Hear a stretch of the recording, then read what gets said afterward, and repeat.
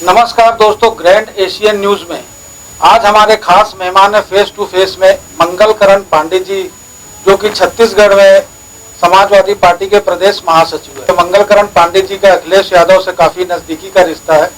इस वजह से पार्टी की सक्रियता को लेकर के छत्तीसगढ़ में पार्टी की सक्रियता को बढ़ाने, कार्यकर्ताओं को जोड़ने मंगलकरण पांडे जी को महत्वपूर्ण जिम्मेदारी सौंपी गई है। मंगलकरण Pandey ji, grand Asian news में आपका स्वागत है।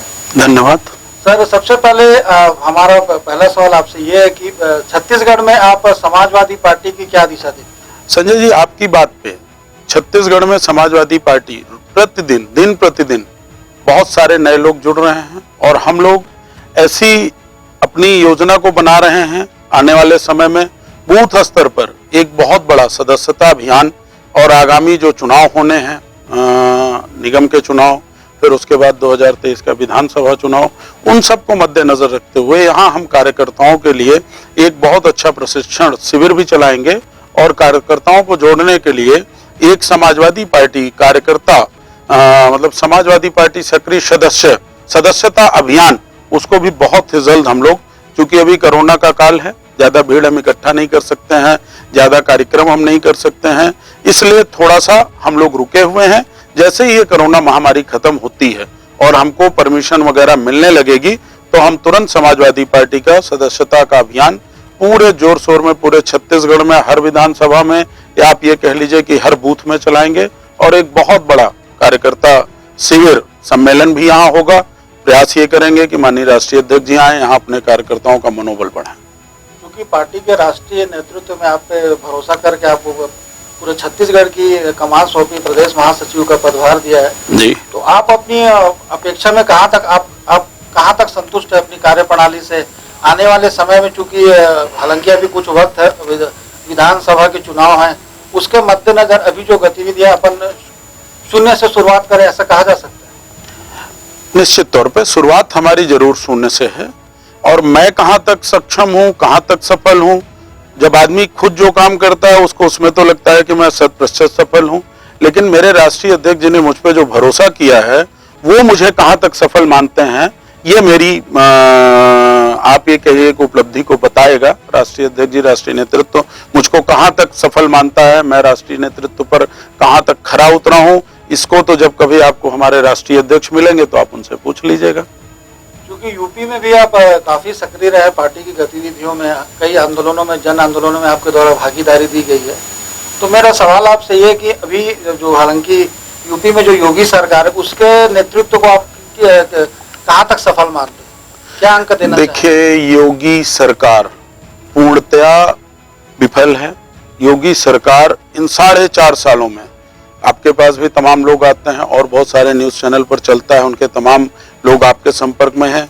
योगी सरकार का कोई एक काम कि जिसका शिलान्यास योगी जी ने किया हो और जिसका लोकार्पण योगी जी ने कर दिया हो, योगी सरकार पूरी तरह से फेल है। योगी सरकार ने जो बहुत अच्छा मैनिफेस्टो जिसको कहते हैं, इनका चुनावी घोषणा पत्र जो जनता के मध्य में लेके आई, उसने जो जनता को ख्वाब दिखाए, उसको तो चुनाव के बाद इन्होंने उठा के रद्दी टोकरी में फेंक दिया। आज तक अखिलेश जी ने जितने काम किए, उन्हीं कामों का नाम बदल के अपना श्रेय लेने का काम योगी जी कर रहे हैं। माननीय अखिलेश जी ने बहुत कम समय में लखनऊ में मेट्रो चालू की, यहाँ तक कि अपने जाते जाते उन्होंने मेट्रो का उद्घाटन भी कर दिया। जितने स्टेशन माननीय अखिलेश यादव जी ने बनाए थे, उस स्टेशन से एक स्टेशन आगे कहीं भी मेट्रो नहीं गई, उस स्टेशन से एक स्टेशन आगे कहीं भी अभी कोई प्रणाली हमको नहीं दिखती। जब हम लखनऊ जाते हैं, माननीय अखिलेश यादव जी छात्रों को लैपटॉप देते थे, माननीय अखिलेश यादव जी कन्या विद्याधन देते थे, माननीय अखिलेश यादव जी इतना बढ़िया एक्सप्रेसवे बना के दिया है कि उस एक्सप्रेसवे की तो हिंदुस्तान की वायुसेना ने तारीफ की, अपने जेट फाइटर प्लेन उतार दिए। कभी कोई समय पड़ेगा, भगवान न करे कभी ऐसी परिस्थिति खड़ी हो दूसरे किसी देश से युद्ध की, तो उस सड़क को आप रक्षा सड़क के रूप में इस्तेमाल कर सकते हैं। क्या कोई ऐसी सड़क 4 साल में बनी? माननीय अखिलेश यादव जी ने हर जिला मुख्यालय को 4 लेन सड़क से जोड़ने का काम किया, हर जिला मुख्यालय पे एक अच्छा खासा सुव्यवस्थित अस्पताल दिया, डायल 100 की एक ऐसी व्यवस्था करके दी पुलिस प्रशासन की कि जिससे आप कहीं भी झगड़ा हो तो 10 मिनट में पुलिस पहुंच सकती है। महिलाओं की सुरक्षा के लिए माननीय अखिलेश जी ने 10-90 करके दिया। 108 एम्बुलेंस माननीय अखिलेश जी ने करके दी, जिससे कि इस कोरोना काल में मरीज ढोने का काम सबसे ज्यादा उसी 108 एम्बुलेंस से हुआ।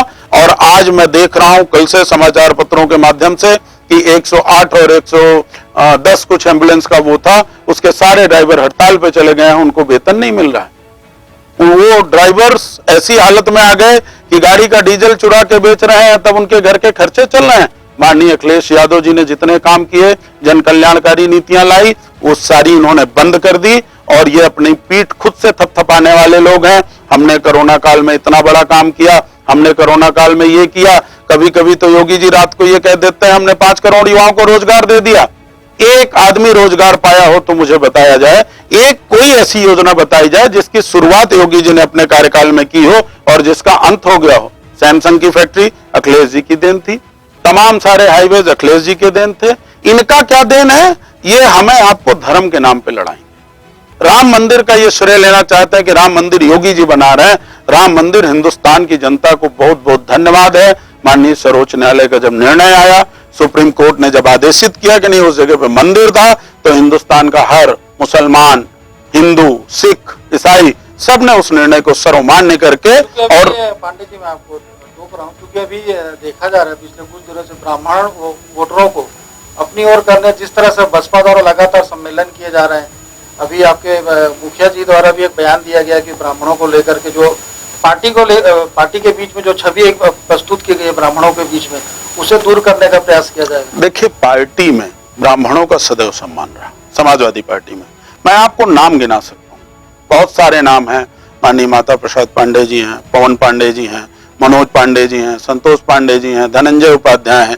ये चूंकि मेरे मिलने वाले लोग, इनका नाम मुझे ध्यान है। पूर्वांचल में चले जाइए, आप ईस्टर्न यूपी में चले जाइए, वेस्टर्न यूपी में चले जाइए, बहुत सारे ब्राह्मण हैं जो पार्टी में विधायक रहे, पार्टी की जब पिछली सरकार रही तो मंत्री रहे। ब्राह्मणों का सदैव माननीय अखिलेश जी ने सम्मान किया। रही बात मायावती जी की, इन 4.5 सालों में, अब मेरे पास अभी प्रस्तुत आंकड़े तो मैं आपको नहीं दिखा सकता हूं, लेकिन इन 2, 2.5, 3 महीनों में कम से कम 500 ब्राह्मणों की हत्या हुई। माननीय मायावती जी का कोई भी सिपाही, मायावती जी का कोई भी नेता, इनका कोई भी कार्यकर्ता किसी ब्राह्मण की हत्या पे सड़क पे उतरा? किसी ब्राह्मण परिवार से इनका मिलने कोई प्रतिनिधि मंडल गया? आज जब चुनाव आ गया तो चूंकि इनको पता है, सबको पता है, उत्तर प्रदेश की राजनीति में जो भी पार्टियां हैं सबको ये पूर्णतः एहसास हो गया है कि पूरा ब्राह्मण समुदाय समाजवादी पार्टी के साथ जा रहा है। ब्राह्मण समुदाय ने मान लिया है कि माननीय अखिलेश यादव जी के अलावा हमारी कोई नहीं सुनेगा, हमारे सम्मान की रक्षा कोई नहीं करेगा। इन 4.5 सालों में योगी जी के शासन में अगर सबसे उपेक्षित रहा है तो ब्राह्मण रहा है। सबसे ज्यादा हत्याएं हुई हैं तो ब्राह्मणों की हुई हैं। सबसे ज्यादा बदमाश बता के अगर घर गिराए गए हैं तो ब्राह्मणों के गिराए गए हैं। बहन बेटियां अगर बेआबरू की गई हैं तो ब्राह्मणों की गई हैं। क्योंकि ऐसा क्या वजह सामने आ रही कि अभी जो यूपी में जो चुनाव संपन्न हुए ब्लॉक स्तर के लेवल पे, समाजवादी जो पार्टी के जो प्रत्याशी रहे, मतलब उनकी हर जगह लगभग कहा जाए 90% स्थानों पर पराजय हुई, उससे लेकर क्या है? देखिए, जब प्रधान चुनाव हुआ, बीडीसी मेंबर का चुनाव हुआ, जिला पंचायत सदस्य का चुनाव हुआ, तो समाजवादी पार्टी के पूरे उत्तर प्रदेश में सबसे ज्यादा लोग विजयी होके आए। हमारी संख्या सबसे ज्यादा थी। फिर जब ब्लॉक प्रमुख का चुनाव हुआ, जिला पंचायत अध्यक्ष का चुनाव हुआ, तो इन्होंने अपने जिलाधिकारी, अपने एसएसपी, अपने प्रशासन तंत्र को लगा दिया कि अगर हमारे ब्लॉक प्रमुख और हमारे जिला पंचायत अध्यक्ष नहीं बने तो आप लोगों की खैर नहीं। कितनी गुंडई हुई है। राम राज्य की ये कल्पना करा के लोगों को इन्होंने सरकार बनाई, राम राज्य का सपना दिखा के ये सरकार में आए, और इतना भ्रष्टाचार और इतनी गुंडई तो शायद ही इससे पहले कभी पंचायत चुनाव में हुई हो। 2-4 तो महिलाओं की साड़ियां खींची गई। भाजपा के कार्यकर्ता रिवॉल्वर पिस्टल लगाकर वहीं पर पुलिस खड़ी है, सीओ खड़ा है, कप्तान खड़ा है, और महिलाओं के पर्चे छीन रहे हैं। हमारी पार्टी के जो लोग अपना पर्चा दाखिल कर जा रहे हैं उनका पर्चा छीन छीन के ले लेके भाग रहे हैं। और मैं आपको बता दूं, यहां तक कि एक वीडियो मैंने देखा था, उसमें कप्तान ने यह कहा कि भारतीय जनता पार्टी का जिला अध्यक्ष और भारतीय जनता पार्टी का विधायक ये लोग बम लेके आए हैं और ये गुंडे हैं और इन्होंने मुझे मारा है। इनका कप्तान नहीं सुरक्षित है तो जनता क्या सुरक्षित रहेगी उत्तर प्रदेश में? और आने वाले 2022 में जनता इनको इसका मुंहतोड़ जवाब देगी। जो रामराज का सपना दिखा के इन्होंने गुंडई की है और जो इन्होंने भ्रष्टाचार की सीमा उत्तर प्रदेश में खोल रखी है, कोरोना काल में पीपी किट के घोटाले में इन्होंने जितनी गड़बड़ी की है, वो सब इनको जनता 2022 में, बहुत कम समय बचा है, पूरा जवाब देगी और माननीय अखिलेश यादव जी को उत्तर प्रदेश का मुखिया बनाएगी, क्योंकि जनता को पता है कि अगर उत्तर प्रदेश का भविष्य और विकास हो सकता है तो माननीय अखिलेश यादव जी के द्वारा ही हो सकता है। कोरोना काल में भी चूंकि यूपी सरकार द्वारा काफी अच्छा काम किया गया है, और रही दूसरी बात है कि महत्वपूर्ण प्रश्न है कि ये भी आता है सामने कि अवैध कब्जेदारियों को हटाने, बाहुबलियों को जेल में डालने, अतिक्रमण हटाने योगी सरकार द्वारा काफी काम किए गए, देखिए जिसे लेकर के वहाँ की जनता संतुष्ट है। देखिए कोरोना काल में क्या हुआ है ये जनता जान रही है। कोरोना काल में सिर्फ और सिर्फ आंकड़े छुपाए गए हैं। कोरोना काल में उत्तर प्रदेश इतना बड़ा राज्य है, भारत की आबादी का 10% उत्तर प्रदेश है, वहां कितनी मौतें हुई हैं उसका डाटा ही योगी जी ने नहीं दिया। आप हर घर में आधार कार्ड की समीक्षा करा सकते हो, आप हर घर में अपने वोटर पर्ची भेज सकते हो, क्या आप हर घर से गिनती नहीं करा सकते हो कि आपके यहाँ कितने लोग थे कोरोना के पहले और कितने बच्चे हैं? उत्तर प्रदेश में कोरोना काल से जो महामारी हुई उसमें तो इस सरकार ने इतनी बेशर्मी की हद कर दी कि कानपुर, इलाहाबाद, लखनऊ वहां के शमशानों पे जगह नहीं थी, लाइन लगी रहती थी, दो दो एक के ऊपर दो दो तीन तीन रख के लाशें जलाई जा रही थी। और जब जनता ने, आप जैसे मीडिया के बंधुओं ने उसको कवरेज करने का प्रयास किया तो उन्होंने एक नीले कलर की सीट पूरे शमशान प्रांगण से को ढक दिया। शमशान प्रांगण को ढका गया है कोरोना काल में। कोरोना काल में पीपी किट के नाम पे इतना बड़ा घोटाला किया गया है। सरकार जाने दीजिए, दूसरी जब कोई सरकार आएगी तो इनके घोटाले सामने आएंगे और तब इन्हें पता चलेगा कि इन्होंने जनता को कितना मूर्ख बनाया है। इन्होंने कोरोना काल में दवाइयां नहीं मिली, कोरोना काल में डॉक्टर नहीं मिले, कोरोना काल में ऑक्सीजन की कमी रही। लखनऊ से 7 किलोमीटर की दूरी पर एक यादव परिवार है, उस परिवार के 7 लोग ऑक्सीजन की कमी से मर गए और ये तो कह देते हैं कि ऑक्सीजन की कमी से कोई मरा ही नहीं। यूपी में समाजवादी पार्टी ही क्यों, कांग्रेस भी है, बसपा भी है, भाजपा भी है, आखिर ऐसी क्या कारण है कि जनता सिर्फ समाजवादी पार्टी को ही कारण है? दुबे जी कारण है, उसका कारण ये है कि आपके कार्य करने की शैली, माननीय अखिलेश यादव जी एक पढ़े लिखे, एक साफ सुथरी छवि के, एक बेहतरीन व्यक्तित्व के नेता हैं। उनकी सोच पर उत्तर प्रदेश की जनता को विश्वास है। आप बताइए, छत्तीसगढ़ से उत्तर प्रदेश कितना बड़ा प्रदेश है, वहां जो भी पास हुआ 10वीं 12वीं सबको लैपटॉप दिया गया। आज उसी लैपटॉप से तो कोरोना काल में जब स्कूल बंद हो गए, लोगों की पढ़ाइयां बंद हो गई, स्कूल जाना बंद हो गया, छोटे बच्चे बड़े बच्चे उसी लैपटॉप से तो पढ़े। जो विधवा पेंशन दी जा रही थी, वृद्ध है कोई, उसको पैसा दिया जा रहा था, तो आखिर वो अपनी दवाई, अपना इलाज की व्यवस्था स्वयं कर रही थी ना।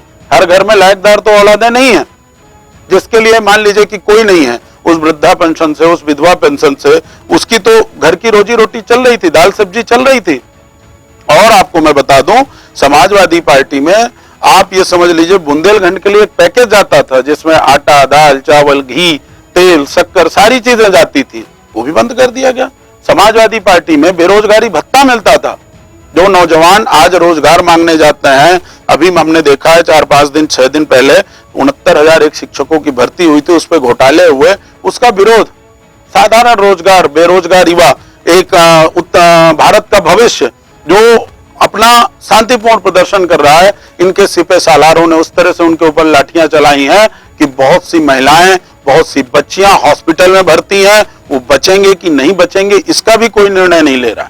आप योगी आदित्यनाथ जी की सरकार को 10 में से कितना अंक देना चाहेंगे? मैं तो अब क्या कहूं, आपको भी हो सकता है कि हंसी आ जाए, मेरे हिसाब से तो 10 में ये -10 के लायक हैं। इन्होंने कोई काम नहीं किया, सिर्फ इन्होंने माननीय अखिलेश यादव जी की योजनाओं को, माननीय अखिलेश यादव जी के किए गए कार्यों का फीता काटा है और एक काम निश्चित रूप से किया है। वो काम इन्होंने अपनी समझ से बहुत बड़ा किया है, कई जिलों के नाम बदल दिए। कई जिलों का नाम बदलने से कितना नुकसान जनता को हुआ, कागज का कितना नुकसान हुआ, मशीनरी का कितना नुकसान हुआ। आखिर नए आपने पेपर छपवाए, नई सारी व्यवस्था की, तो वो पैसा तो जनता की ही है ना।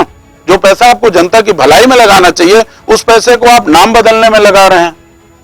मैं तो आपको माध्यम से भी कहना चाहता हूं कि योगी जी की सरकार पूरी तरह से विफल है और इस बात को जनता भी समझ चुकी है कि ये पूरी तरह से विफल है। हाल ही में केंद्र सरकार के एक मंत्री द्वारा बयान दिया गया था कि कोरोना से जितनी भी मौतें हुई है वो किसी मौत के पीछे ऑक्सीजन की कमी के कारण नहीं बताया जा रहा है। इस पे आप क्या कहना चाहेंगे? इस बयान को जब मैंने सदन के उस दिन, सत्र के दिन सुना तो मेरी आंखें भर आईं। और ऐसा मतलब बेतुका बयान, बेशर्मी भरा बयान आप ये कह लीजिए, मतलब संवेदना नाम की चीज नहीं है इस बयान में। आपने खुद देखा है, मैंने आपसे भी कोरोना काल में कई बार फोन पे बात किया कि कहीं ऑक्सीजन मिल जाएगा क्या, कहीं अस्पताल में बेड मिल जाएगा क्या। हमारे पास अस्पताल नहीं है, हमारे पास बेड नहीं है। छत्तीसगढ़ में भी यही हाल रहा। उत्तर प्रदेश की हालत तो इतनी खराब रही कि ऑक्सीजन की वजह से जब लोग मरने लगे और ये नहीं संभाल पाए तो इन्होंने गंगा नदी का सहारा लिया, जेसीबी से खनखड़ के लोगों की लाश गड़वाई और आज मुंह उठा के कह दे रहे हैं कि ऑक्सीजन की कमी से कोई मरा नहीं। एक एक ऑक्सीजन 30-30, 40-40 हजार का मिला। इन्होंने पूरे भारत में कम से कम हजारों क्या बल्कि और दसियों हजार मुकदमे लिखे गए पूरे भारतवर्ष में ऑक्सीजन चोरी के। इन्होंने ऑक्सीजन पे काम ही नहीं किया था। और अगर ऑक्सीजन की कमी नहीं थी तो रोज इनकी आईटी सेल और इनका आपका बड़ा जो मीडिया है वो क्यों ये कहता था कि आज हवाई जहाज से ऑक्सीजन फला जगह से फला जगह जा रहा है, आज रेलगाड़ी जा रही है, सारा रूट क्लियर है, ऑक्सीजन जा रहा है। अगर कमी नहीं थी तो आप ऑक्सीजन क्यों ढो रहे थे?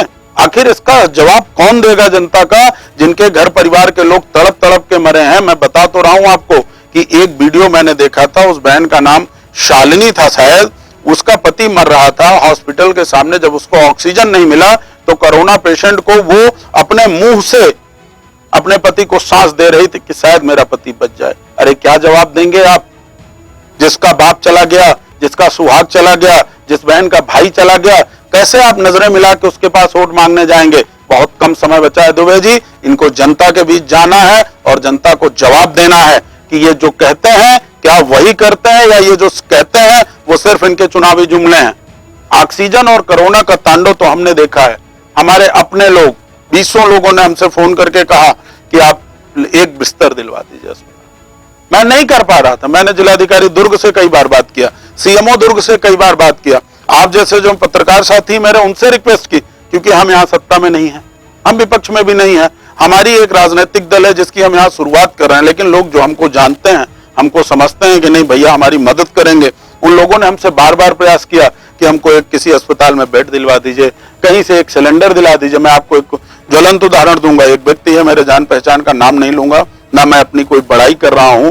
मुझे जैसे ही पता चला मेरी फैक्ट्री में एक सिलेंडर पड़ा था बहुत दिनों से, मैंने तुरंत अपने एक मित्र से बात की, उनका मेडिकल का काम है, उन्होंने ऑक्सीजन कन्वर्टर जो होता था वो इंतजाम किया और अपने उस सिलेंडर को मैंने जब भेजा तब उस महिला की जान बची। ये लोग एकदम मक्कार लोग हैं, धूर्त लोग हैं। इनकी बातें सिर्फ बातें हैं, धरातल पे कभी कोई काम करना ही नहीं है। उत्तर प्रदेश में ये श्रेय ले रहे हैं कि हम मंदिर बनाएंगे। अरे मंदिर का निर्णय हो गया तो मंदिर मठ बनाएंगे, मंदिर धर्म गुरु है वो बनाएंगे। सरकार का काम है अस्पताल बनाना, सरकार का काम है रोड बनाना, सरकार का काम है विद्यालय बनाना, सरकार का काम है इंफ्रास्ट्रक्चर डेवलपमेंट को बढ़ाना। क्योंकि मंदिर भी काफी विवादित मुद्दा रहा है, शुरू से भाजपा ही राम मंदिर के लिए प्रयासरत रही थी। देखिए सन 1990 से, तब हम बहुत छोटे थे, 5वीं 6वीं क्लास में थे, उस समय से भारतीय जनता पार्टी का वजूद मर्यादा पुरुषोत्तम भगवान श्री राम का नाम बदनाम करके ही आया है। इन्होंने शुरू से राजनीति अपनी मंदिर और भगवान श्री राम के इर्द गिर्द रखी और उसी पर यह आज तक वोट मांगते रहे। भला हो हिंदुस्तान के उन जजों का और हिंदुस्तान की जनता का जिसने सर्वोच्च न्यायालय ने यह निर्णय ले लिया है, सर्वोच्च न्यायालय ने यह निर्णय ले लिया और मंदिर अब बन रहा है। तो इनकी एक जो कठपुतली थी, जो ये मंदिर के नाम पर लोगों से वोट मांगते थे, मंदिर के नाम पर ये जो लोगों को गुमराह करते थे, मंदिर के ही नाम पर ये हमारी पार्टी को बदनाम भी करते थे। ऐसा हमारा कभी कोई दे नहीं रहा, ना हमारे नेता का दे रहा, ना हमारा दे रहा। हम सब भी चाहते हैं भगवान मर्यादा पुरुषोत्तम हम सबके आराध्य हैं, उनका मंदिर भव्य से भव्य मंदिर बनना चाहिए, उनकी रोज आना प्रतिदिन अच्छे से पूजा होनी चाहिए, सारी चीजें होनी चाहिए। लेकिन उसका श्रेय धर्म गुरुओं को लेना चाहिए, उसका श्रेय बड़े बड़े हमारे जगत गुरु शंकराचार्य हैं, बड़े बड़े मठाधीश हैं। इंडिया में, भारत में इतने सारे मंदिर हैं जिनके पास अरबों खरबों की संपत्ति है, वो मंदिर बना सकते हैं।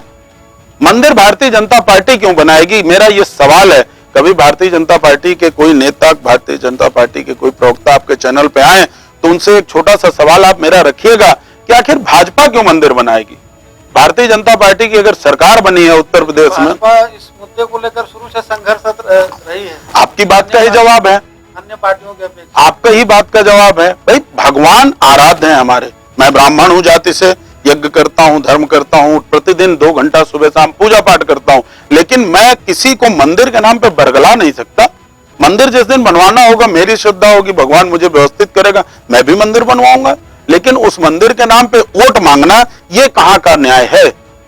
आप ये बताइए मुझे कि सरकारें बनती हैं तो सरकार बात करे ना कि हमने स्कूल बना दिया, हमने आदिवासी छात्रों की व्यवस्था कर दी, हमने पिछड़ी जाति के लोगों की व्यवस्था कर दी, हमने जो गरीब ब्राह्मण है, सवर्ण है, क्या ऐसा नहीं है क्या कि ब्राह्मण, ठाकुर और वैश्य जो सवर्ण जाति में आते हैं, इसमें गरीब लोग नहीं है क्या? तमाम गरीब लोग हैं। उनके बच्चों के पढ़ने की व्यवस्था कर दी, उनके लिए हॉस्टल की व्यवस्था कर दी, हर जिले में अच्छे से अच्छे अस्पताल की व्यवस्था कर दी। सरकार का तो काम यही है ना। सरकार का काम यह नहीं है कि हम मंदिर बना रहे हैं, बाकी हम कुछ नहीं बनाएंगे, मंदिर बना देंगे। मंदिर बनाने के लिए धर्मगुरु हैं।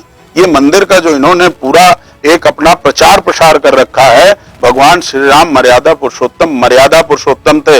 उनको एक शाम को उनको यह आदेश था कि कल आपका राज्याभिषेक होगा। रात को उनके पिता ने बुला के उनसे कह दिया कि बेटा अब तुम्हारा राज्याभिषेक नहीं होगा, छोटे भाई का होगा, तुम 14 साल के लिए वन चले जाओ। उन्होंने सर झुका के उस आदेश को मान लिया।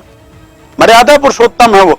उनके आचरण का 1% भी अगर भारतीय जनता पार्टी के लोग आचरण करें या भारतीय जनता पार्टी के नेता कार्यकर्ता उस बात को माने, तो जो भारतीय जनता पार्टी ने ब्लॉक प्रमुख चुनाव में महिलाओं के साथ अभद्रता की है, साड़ी खींचने का काम किया है, छीना झपटी किया है, आप तो मीडिया के भाई हैं, आपके पास सारी रिपोर्ट है, आप लोग देखते रहते हैं। जिस तरह के कृत्य इन्होंने किए हैं, वैसे किसी कृत्य को क्या भगवान श्री राम सहन करेंगे? तो ये भगवान श्री राम के नाम की ब्रांडिंग कर रहे हैं। भगवान श्री राम के नाम का आज 30 वर्षों से ये खा रहे हैं। लेकिन अब हर चीज की एक पराकाष्ठा होती है। शुरू से किसी चीज का दिन होगा तो रात होगी। भारतीय जनता पार्टी का पूरी कलई जनता के सामने खुल चुकी है। जनता को पता चल चुका है कि ये हिंदू को मुसलमान से, मंदिर के नाम पर किसी ना किसी से आपको लड़ाएंगे और उस पर अपनी राजनीतिक रोटी से। पांडे जी, ये मंदिर मुद्दा को छोड़ते हुए अपन यूपी से वापस छत्तीसगढ़ आते हैं। बिल्कुल। छत्तीसगढ़ सरकार की काम का जो अभी छत्तीसगढ़ सरकार की भूपेश बघेल सरकार जो है, उनके द्वारा युवाओं को लेकर के, गरीबों को लेकर के, कृषक वर्ग को लेकर काफी काम किया जा रहा है। लगभग सभी वर्ग संतुष्ट। महिलाओं के उत्थान के लिए विशेष कार्य योजना तैयार की गई है। इसका लाभ भी महिलाओं को मिल रहा है। देखिए, छत्तीसगढ़ सरकार 2-2.5 साल 3 साल हुआ है। 2023 में यहाँ भी चुनाव है। ये भी 15 साल के बाद सत्ता में आए हैं। चीजें कुछ शुरुआत तो इन्होंने की है, मैं उससे नकारूंगा नहीं, लेकिन अगर ये भी अपनी पीठ थपथपाएं कि नहीं हमने कोरोना में बड़ा अच्छा काम कर लिया, हम स्टेट को यहाँ ले जा रहे हैं, तो वो भी सरासर गलत है। कोरोना काल का जो पहला लक्ष्य था, उसके लिए उत्तर छत्तीसगढ़ के मुख्यमंत्री बधाई के पात्र हैं, उनकी पूरी टीम बधाई के पात्र है, छत्तीसगढ़ की जनता बधाई की पात्र है कि जहां पूरे भारत में अन्य राज्यों में 1-1 लाख के लगभग पेशेंट हो गए थे, छत्तीसगढ़ 25,000, 32,000, 30,000, दिल्ली का 5,000, 2,000, 2,500, इससे ऊपर कभी नहीं गया। लेकिन दूसरी वेव जो आई, उसने छत्तीसगढ़ को भी त्राही मचा दी। रोजगार मूलक जो योजनाएं सरकार द्वारा शुरू की गई हैं, जिसका लाभ लोगों को मिल रहा है, इसमें आप इस व्यवस्था को आपकी पार्टी किस नजरिए से देखती है? देखिए, हम तो छत्तीसगढ़ के माननीय मुख्यमंत्री जी को एक सलाह देंगे। आपकी जो सोच है वो सोच अच्छी है, लेकिन आपकी जो टीम है उस टीम को आप ये कहिए कि आप जो योजनाएं बना रहे हैं, जो योजनाएं कागज में आ रही हैं, जो जिन योजनाओं को दिखाया जा रहा है, और निश्चित रूप से जैसा आप कह रहे हैं कि वो बड़ी कल्याणकारी हैं, तो प्रयास ये करें कि वो योजनाएं धरातल पर जरूरतमंद व्यक्ति के पास तक पहुंचे। योजनाएं तो बन जाती हैं, योजनाएं तो मुख्यमंत्री जी प्रेस कॉन्फ्रेंस करते हैं, बड़ी बड़ी योजनाएं बन जाती हैं, तमाम लोग, काफी योजनाएं नो डाउट कुछ हैं। जैसे इन्होंने गांव के लिए कुछ कार्यक्रम किए, गोठान, वो इनका जो छत्तीसगढ़ के जो लोकल लोग हैं उनको लेके मुख्यमंत्री जी काम कर रहे हैं। लेकिन मैं फिर भी यही कहूंगा कि जो भी हो रहा है वो जमीन में आवे। योजनाएं बनाने से काम नहीं चलेगा। योजनाओं को धरातल पर उपयोगिता के लिए जरूरतमंद व्यक्ति के पास जब वो योजनाएं पहुंचेंगी, तभी जो है जनता का कल्याण होगा। और अगर आपकी योजनाएं जनता तक पहुंचती हैं तो निश्चित रूप से जनता आपको फिर मौका देगी। और अगर आप हवा में बात कर रहे होंगे तो आपका भी वही भाजपा जैसा हाल होगा। 2-3 बार से आप यहाँ सरकार में थे और इतने कम में सिमट गए, तो निश्चित रूप से आपने कुछ गलती की होगी, तभी तो सिमट गए। तो इस चीज से मुख्यमंत्री जी को सीख लेनी चाहिए। अपनी पूरी टीम को लगा के जो भी योजनाएं बन रही हैं जरूरतमंद व्यक्ति तक पहुंचे, और जो भी योजनाओं का लाभ है वो जो जरूरतमंद लोग हैं उनको पहुंचे। और अस्पतालों का निर्माण करें और बेडों की व्यवस्था करें, क्योंकि जैसा आपकी बड़ी मीडिया बता रही है कि अभी कोरोना का तीसरा वेव आना है, हम सब सुन रहे हैं, तो उसके लिए हमको पहले से तैयार होना पड़ेगा। जो परिस्थिति काफी हद तक सरकार कर रहे हैं। स्वास्थ्य सरकार स्वास्थ्य विभाग लगा हुआ है, ऐसा नहीं है। हमारी कभी कभी सीएमओ साहब से भी बात होती है, वो भी बताते हैं कि नहीं इतने बेड हमने और बना लिए। लेकिन हमको अब सजग रहना है, अब आम जनता को सजगता के साथ रहना है कि जब भी भविष्य में कभी कोई ऐसी महामारी आवे या कोई ऐसी परिस्थिति आवे तो हमारे पास पर्याप्त रूप में अस्पताल, बिस्तर, ऑक्सीजन, दवाएं। आपको मैं बता दूं एक बहुत छोटी सी घटना है, मेरे कई सारे चूंकि छत्तीसगढ़ में रहते हैं और तमाम लोगों से संपर्क है, राजनीति कर रहे हैं, तमाम सारे ऐसे लोग थे जो 3,500 हजार का वो जो इंजेक्शन था जिसकी 5 या 4 या 5 डोज लगती थी, उसको 30-30 हजार का लोगों ने खरीदा है। पूरे देश भर में ऐसी घटनाएं सामने हैं। भाई देश भर में क्या हुई, सदन में जाके उनके नेता कह देते हैं कुछ ऐसा हुआ नहीं, लेकिन हमने आपने तो उसको झेला है ना।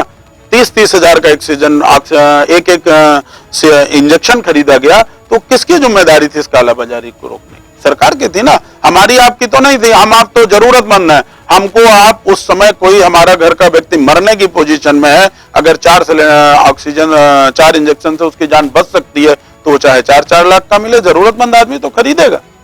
लेकिन जो दवाइयों की कालाबाजारी हुई, जो इंजेक्शन की कालाबाजारी हुई, जो सिलेंडर्स की कालाबाजारी हुई, उसको रोकने का काम तो सरकार का है ना, सरकार में बैठे लोगों का है।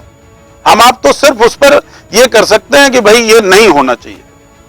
हम विरोध कितना करेंगे, जाएंगे हम जरूरतमंद है, हमको नहीं देगा तो हमारा तो घर का व्यक्ति मर जाएगा ना, तो जरूरतमंद आदमी तो चाहे जितना महंगा मिले खरीदेगा ही। तो ये सरकार को रोकना है, ये माननीय भूपेश बघेल जी को सोचना है कि ये जो कालाबाजारी हो जाती है विषम परिस्थितियों में, इसको कैसे रोका जाए, इससे जनता का नुकसान होता है। आने वाले 2.5 साल के बाद विधानसभा चुनाव है, तो किस तरह की रणनीति रहेगी प्रत्याशियों को उतारने के लिए? देखिए, मीडिया चौथा स्तंभ है, बहुत सही बात है, आपके सवाल का भी स्वागत है। लेकिन हमारी क्या रणनीति रहेगी वो हम इस तरह से खुले मीडिया को तो नहीं बता पाएंगे, लेकिन हमारी तैयारी पूरी है, लोगों को जोड़ने का काम पूरा है। हमारे नेता का जो विजन है, माननीय अखिलेश यादव जी का जो उद्देश्य है कि लोगों को क्या जरूरी व्यवस्था है, आज नहीं, जब मैं छात्र राजनीति में आया, 2000 से मैं छात्र राजनीति में हूं, तब माननीय नेताजी मुलायम सिंह यादव जी राजनीति प्रखर में थे, भैया भी बहुत मतलब स्टार्टिंग थी उनकी भी, मैं शुरू से अखिलेश यादव जी के साथ ही जुड़ा।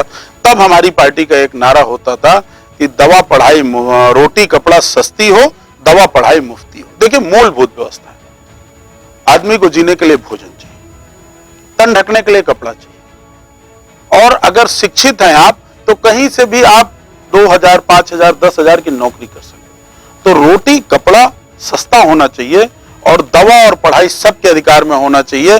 दवा पढ़ाई तो मेरे ख्याल से अगर मुफ्त कर दी जाए तो बहुत अच्छा है, क्योंकि अगर आदमी का बीमार है, उसका इलाज होगा, उसके बच्चे पढ़ेंगे तो उसके परिवार का भविष्य सुधरेगा, समाज का भविष्य सुधरेगा।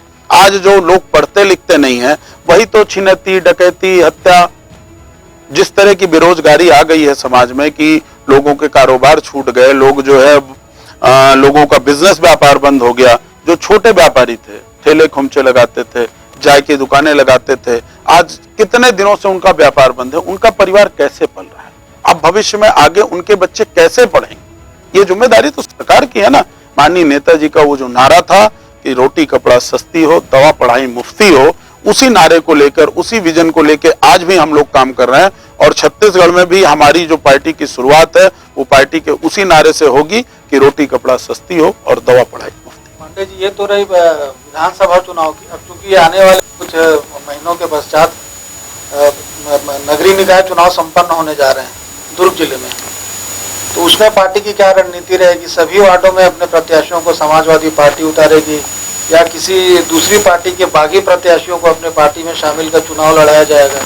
क्या किस तरह की तैयारी? देखिए संजय जी, आप हमारे मित्र हैं, आप वहां पर आरोप न लगाएं कि बागी प्रत्याशी। लेकिन देखिए क्या है, राजनीति है, राजनीति करने वाले लोग, किसी को कहीं सम्मान नहीं मिलेगा तो वो दूसरी पार्टी में जाते हैं। और हमारी पार्टी चूंकि यहाँ खुद को स्थापित कर रही है, हम लोग यहाँ नए लोगों को जोड़ रहे हैं, तो जो भी आना चाहेगा सबका स्वागत है, सबका सम्मान है और सबको यथाउचित सम्मान हमेशा पार्टी में दिया जाएगा, वो चाहे जिस जाति का हो, चाहे जिस धर्म का हो, चाहे जिस वर्ग का हो। और जो भी चुनाव होने हैं, दुर्ग के तो चुनाव मेरे हिसाब से हो चुके हैं, भिलाई नगर निगम के चुनाव होने हैं, जामुल और भिलाई, और एक नई जो इन्होंने नगर निगम बनाई है उसका रिशाली, 3 नगर निगमों के चुनाव हैं। हमारे प्रदेश अध्यक्ष और जो भी पार्टी के जिम्मेदार लोग हैं उनके साथ चर्चा हो रही है। हम लोगों ने अपनी धीरे धीरे प्रत्याशियों की सूची भी अपने मन में बना ली है और पूरा हम ये प्रयास करेंगे कि पहले तो पूरी जगह पर हमारे प्रत्याशी लड़ें। नहीं, हम का प्रतिशत कितना? महिलाओं को तो हमारी सरकार में सदैव सम्मान मिला है। आदरणीय अखिलेश यादव जी महिलाओं की बहुत इज्जत करते हैं और उन्हीं के चूंकि संस्कार हम में हैं तो हम लोग भी महिलाओं की बहुत इज्जत करते हैं।